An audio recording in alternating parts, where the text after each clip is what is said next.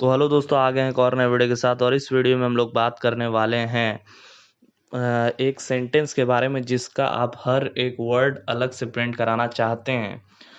तो जैसे कि यहाँ पर आप स्क्रीन पर देख पा रहे हैं, तो एक मैंने सेंटेंस लिया, the nature is very beautiful, और आप चाहते हैं कि यहाँ पर जो हर एक वर्ड है उसका वो एक अलग लाइन में प्रिंट हो, जैसे कि द, फिर उसके बाद वाले लाइन में नेचर, उसके बाद वाले लाइन में इज़, उसके बाद वाले लाइन में वेरी, उसके बाद वाले लाइन में ब्यूटीफुल।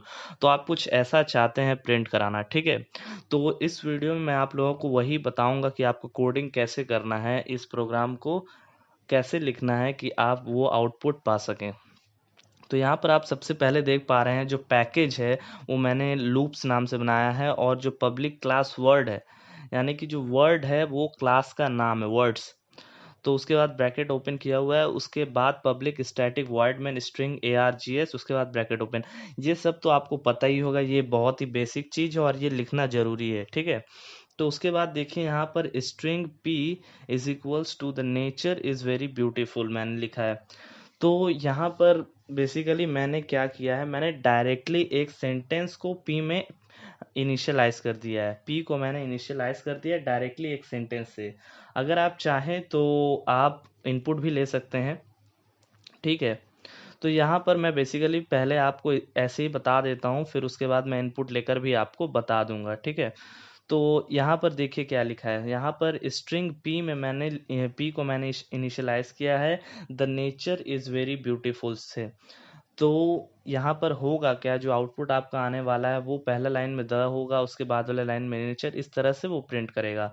तो आप ध्यान रखें कि जो आपका जो स्ट्रिंग आप कोई भी सेंटेंस चाहते हैं उसके लास्ट में जो आप यहाँ पर देख पा रहे हैं एक गैप मैंने ऐड किया, उसको ऐड कर दें। और इनपुट लेना होगा तो आप इनपुट में जाकर इनपुट लेने के बाद जो वैल्यू आ रहा है उसमें गैप ऐड कर दें, लास्ट में एक गैप हो तो ये प्रोग्राम रन करेगा, ठीक है। अगर आप लास्ट में एक गैप नहीं देंगे तो आपका जो लास्ट वाला वर्ड है यानी कि ब्यूटीफुल जो है वो प्रिंट नहीं होगा, ठीक है। उसके बाद मैंने के को नल कर दिया है, मतलब यहाँ पर जो double inverted comma open close होता है, मतलब ओपन क्लोज उसके बीच में कोई गैप नहीं है, ठीक है। तो ओपन क्लोज जो होता है वो उसको नल बोला जाता है, यानी कि यहाँ पर जो ये आप देख पा रहे हैं डबल इन्वर्टेड कॉमा ओपन है, क्लोज है, उसके बीच में कोई गैप कुछ भी नहीं है, तो उसको नल बोला जाता है। और मैंने यहाँ पर एक कैर कैर एच लिया है। तो यहाँ पर कैर एच जो है वो आपका क्या करेगा, जो एक एक कैरेक्टर जैसे कि जो है आपका स्ट्रिंग पी उसका टी उठाएगा, एच उठाएगा, ऐसे करके एक एक कैरेक्टर आपका उठाएगा। और यहाँ पर जो मैंने int L is equals to P dot length है, तो उसमें क्या हो रहा है कि जो आपका जो इंटीजर है एल, जो वो स्टोर कर रहा है आपका कि जो स्ट्रिंग है जो पी, उसमें कितना नंबर ऑफ कैरेक्टर्स गैप के साथ प्रेजेंट है। तो यहाँ पर आप देख पा रहे होंगे कि 1 2 3 4 गैप भी आपका इंक्लूड होगा, ओके। गैप इंक्लूड करके यहाँ पर आपका मिलाकर कुल मिलाकर कितना जगह वो ले रहा है, जैसे कि यहाँ पर मान लीजिए यहाँ पर 10 ले रहा है। अच्छा आइए गिन लेते हैं, 1 2 3 4 5 6 7 8 9 10 11 12 13 14 15 16 17 18 19 20 21 22 23 24 25 26 27 28।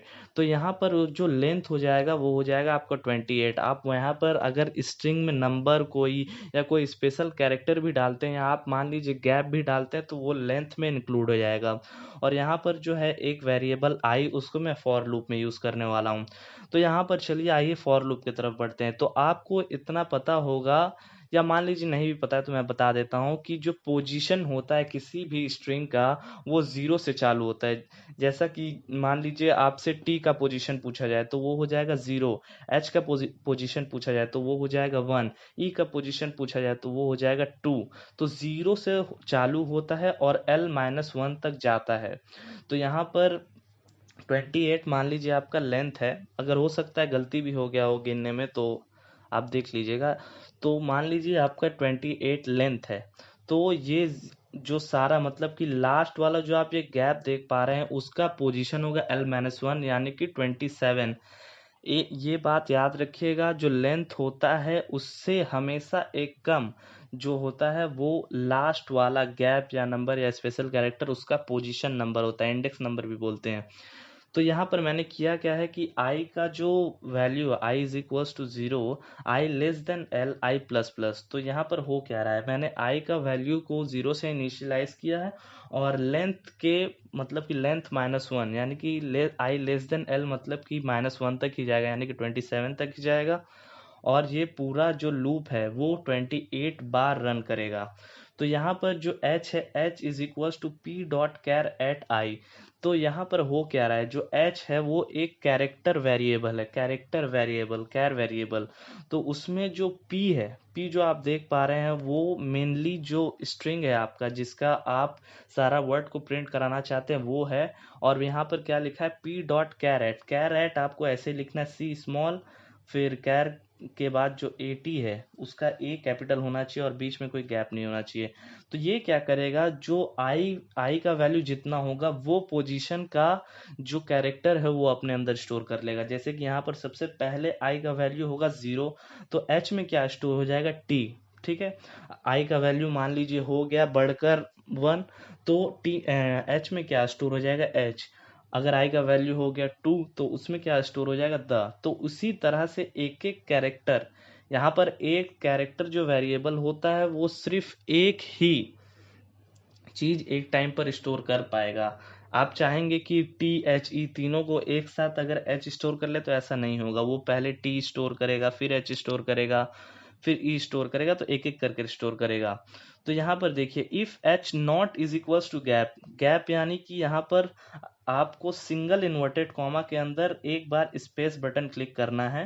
जैसे कि single inverted comma open close हो गया और उसके बीच में एक गैप दे देना है, तो वो एक गैप हो जाएगा। और हाँ, याद रखिएगा कि जो आप यहाँ पर जो चेक कर रहे हैं वो कैरेक्टर वेरिएबल है, कैरेक्टर वेरिएबल में सिंगल होता है इन्वर्टेड कॉमा और स्ट्रिंग वेरिएबल में डबल इन्वर्टेड कॉमा होता है। अगर मान लीजिए यहाँ पर मैं सिंगल इन्वर्टेड कॉमा को डबल इन्वर्टेड कॉमा, तो यहाँ पर आप देख पा रहे हैं एरर आ गया है। ठीक है, तो इसको हटा देते हैं।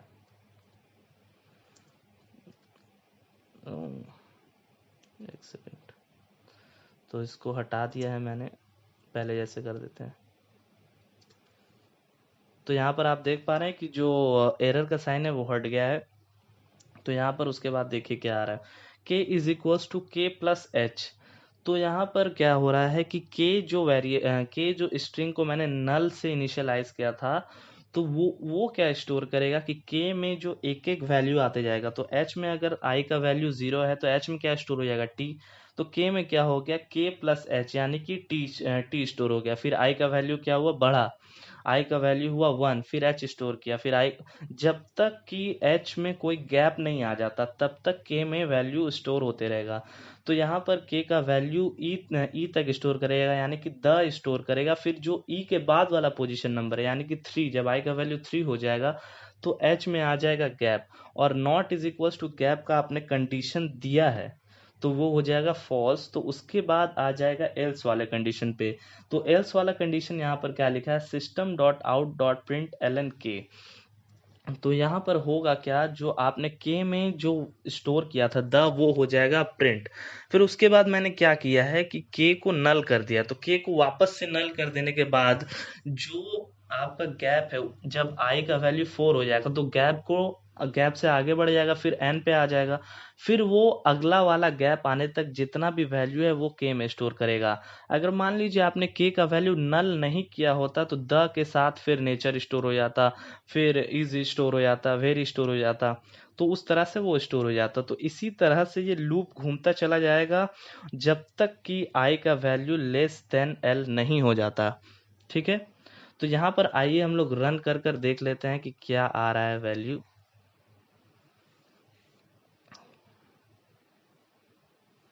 तो यहाँ पर आप देख पा रहे हैं कि the nature is very beautiful अलग अलग लाइन में प्रिंट हो गया है। अगर मान लीजिए यहाँ पर मैं के को वापस से नल नहीं करता हूँ तो क्या होता है, देखते हैं ये।